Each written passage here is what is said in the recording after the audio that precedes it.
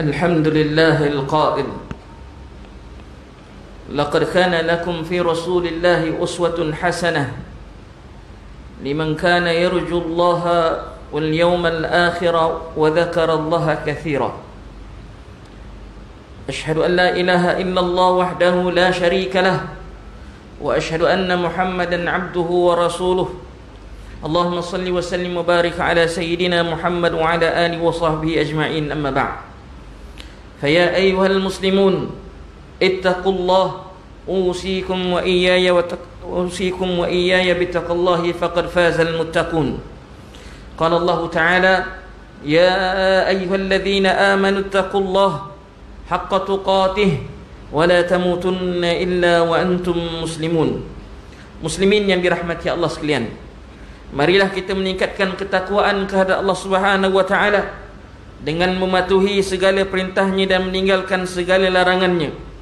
Sesungguhnya takwa itu adalah sebaik-baik bekalan untuk hari akhirat. Khatib mengajak hadirin Jumaat sekalian untuk sama-sama menghayati khutbah hari ini yang bertajuk meraihkan Syawal mengamalkan sunnah. Muslimin yang dirahmati Allah sekalian, alhamdulillah, hari ini kita sudah berada di pertengahan bulan Syawal.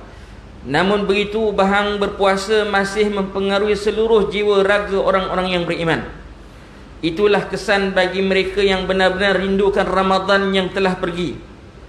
Justru antara amalan yang boleh kita lakukan untuk terus memperolehi ganjaran pahala dan keampunan daripada Allah Subhanahu wa taala ialah menghiasi bulan Syawal dengan amalan berteraskan sunnah Rasulullah sallallahu alaihi wasallam.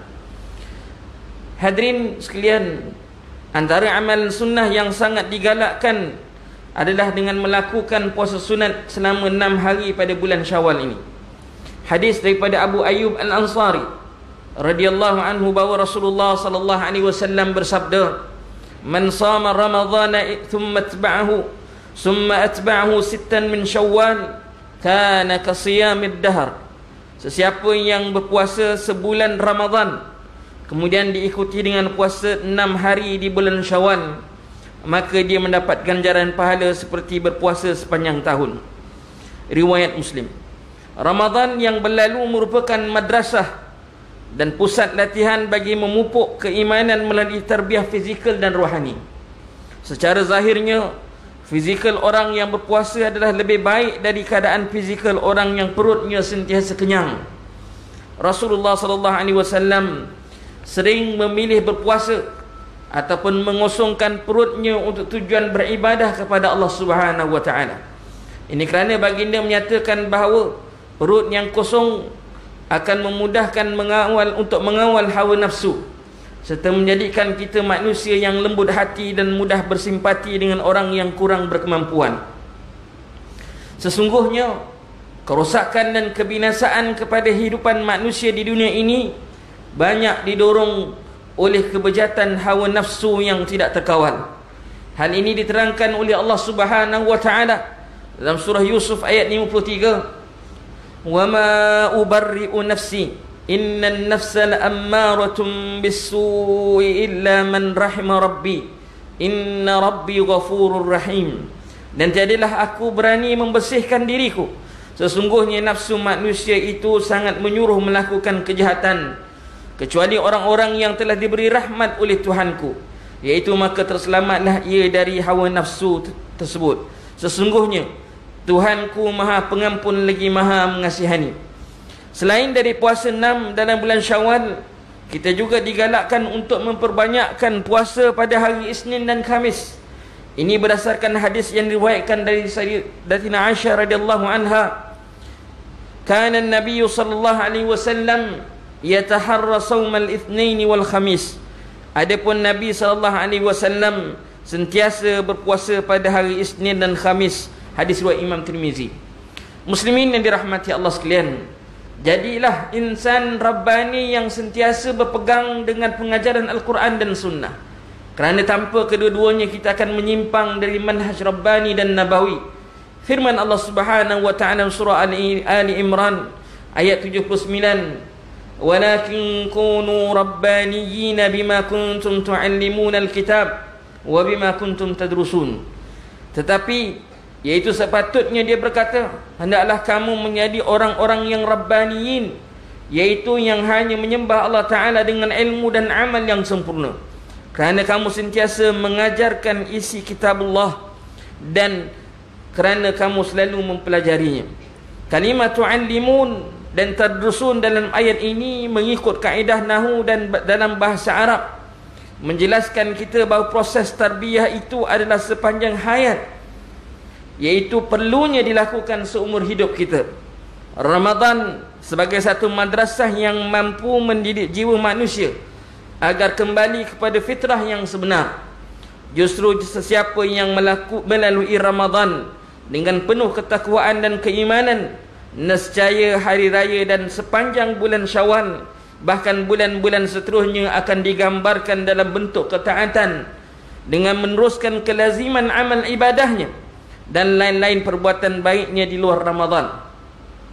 Tarbiyah bulan Ramadan yang mendidik kita beramal dengan penuh keimanan dan keikhlasan bukan sahaja mampu menjadikan kita istiqamah dengan amalan salat berjamaah dan memakmurkan masjid, mengekalkan kasih sayang dan memperbanyakkan membaca Al-Quran, bahkan mampu meninggalkan perbuatan-perbuatan buruk, maksiat dan lain-lain yang dimurkai oleh Allah Subhanahu wa taala. Ambillah kesempatan sempurna menyambut bulan Syawal ini dengan menggandakan amalan sedekah kita kepada golongan yang memerlukan. Teruskan berkata-kata dan menulis perkara yang baik-baik sahaja. Teruskan berkata-kata dan menulis perkara yang baik-baik sahaja. Dan apa sahaja yang kita lakukan adalah menjurus kepada ketakwaan kepada Allah Subhanahu wa taala, termasuklah dalam cara kita berpakaian.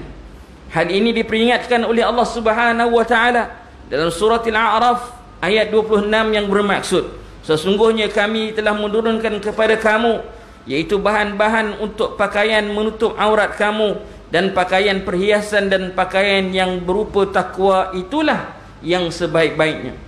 Peringatan untuk menutup aurat juga disebut dalam surah Al-Ahzab ayat 33 yang bermaksud, dan adalah kamu tetap diam di rumah kamu serta janganlah kamu mendedahkan diri seperti yang dilakukan oleh orang-orang jahiliyah zaman dahulu.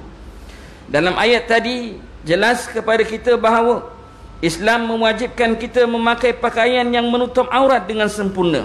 Ini bukan bermaksud kita dilarang untuk berhias dan mencantikkan diri, tetapi kita perlu bijak untuk memilih pakaian yang dapat menutup aurat dengan sempurna.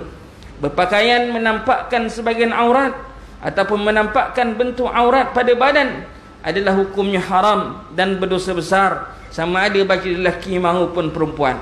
Hadirin sidang Jumaat yang dirahmati Allah sekalian, kita juga dituntut untuk mengekalkan hubungan silaturahim, lebih-lebih lagi dengan suasana Syawal yang penuh dengan tradisi rumah terbuka dan kunjung-mengunjung ini. Sesungguhnya amalan ini haruslah diteruskan, kerana dengannya dapat menjemput rezeki sebagaimana yang disebut dalam hadis dari Anas bin Malik radhiyallahu anhu bahawa Rasulullah sallallahu alaihi wasallam bersabda, "Man sarrahu an yubsata lahu fi rizqihi aw yunsa'a lahu fi athari falyasil rahimahu." Sesiapa yang ingin dipermudahkan rezekinya dan ditangguhkan ajalnya, itu dipanjangkan umurnya, maka hendaklah dia menyambung tali silaturahim. Hadis riwayat Bukhari. Hadirin Jumaat yang dirahmati Allah sekalian, mengakhiri khutbah kali ini saya mengajak hadirin Jumaat semua untuk sama-sama mengutip beberapa taujihat yang boleh dihayati dan jadikan amalan bersama. Pertama, umat Islam hendaklah merebut ganjaran puasa 6 yang ditawarkan pada dalam bulan Syawal ini untuk mendapatkan pahala berlipat kali ganda. Yang kedua, umat Islam hendaklah meneruskan segala amalan baik yang seperti mengekalkan salat berjamaah, memperbanyakkan salat sunat, qiyamul lail, sedekah dan sentiasa membaca Al-Quran dan mentadabburkannya. Yang ketiga, umat Islam adalah meyakini bahawa setiap amal kebajikan yang dilakukan akan mendapat ganjaran dari Allah Subhanahu wa taala. Dan yang keempat, umat Islam adalah bersabar menghadapi ujian daripada Allah, seperti mana sabarnya kita berpuasa dengan menahan diri daripada lapar dan dahaga serta tuntutan nafsu syahwat. A'udzubillahi minasyaitanirrajim. أفغير دين الله يبغون وله أسلم من في السماوات والأرض طوعا وكرها وإليه يرجعون. Patutkah sesudah mengakui dan menerima perjanjian itu, mereka mencari lain dari agama Allah, padahal kepadanya lah tunduk taat sekalian makhluk yang ada di langit dan di bumi, sama ada dengan sukarela ataupun terpaksa, dan kepadanya lah mereka dikembalikan. Surah Ali Imran ayat 83. Barakallahu wa lakum fil Qur'anil azim wa nafa'ani wa iyyakum bima fihi minal ayati wa dzikril hakim wa taqabbala minni wa minkum tilawatahu innahu was sami'ul alim. Aqulu qawli hadha wa astaghfirullahal azim li wa lakum wa lisairil muslimina wal muslimat fastaghfiruhu innahu huwal ghafurur rahim.